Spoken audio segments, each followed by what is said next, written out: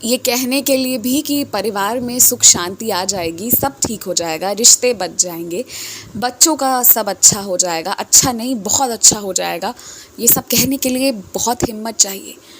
आज के ज़माने में अफ़सोस है मुझे, मगर जिस तरह के बच्चे इस समाज में हैं ना, वो कभी दूसरों का अच्छा नहीं चाहते। और उस समाज में यदि कोई तुम्हें ये आशीर्वाद दे रहा है ना, तो कहीं ना कहीं वो तुम्हें चाहता है। उसके मन में तुम्हारे लिए कहीं ना कहीं 1% ही सही, मगर अच्छे भावनाएं हैं, इसलिए वो व्यक्ति इतना कहने की हिम्मत कर रहा है। अन्यथा लोग ना मुंह पर और ना पीठ पीछे आशीर्वाद देना चाहते हैं। तुम अलग हो और इसलिए तुम्हें आशीर्वाद प्राप्त होता है। मेरी कृपा से ना तुम जो जो कर रहे हो उसके लिए तुम्हें जो जो सही है उसके लिए तुम्हें शाबाशी मिलेगी। और ऐसे लोगों के सामने मिलेगी ना जो तुम्हारी अच्छाइयों के लिए तुम्हें कोसते हैं ना, उनके सामने शाबाशी मिलेगी।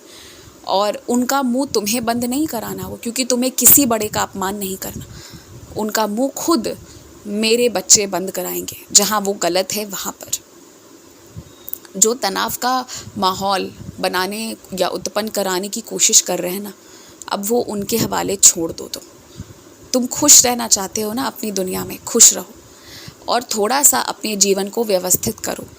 जो छुट्टी मिल रही है ना, उसमें आराम भी करो, काम भी करो, अपने जीवन को व्यवस्थित भी करो, भक्ति भी करो। और कभी कभी ना कुछ दिन ऐसा भी होना चाहिए जब तुम घर के बाहर नहीं जाओ, केवल घर के भीतर रहो।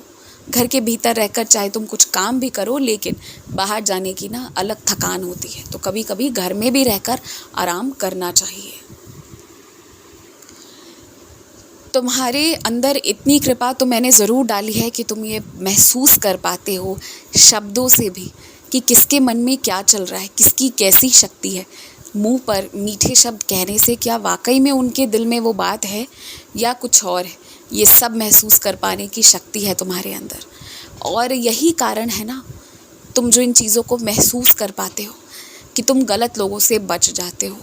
और यदि यही कृपा तुम अपने परिवार के सदस्यों में भी चाहते हो, तो सभी से कहो कि वो मेरी सच्चरित्र का पारायण करें।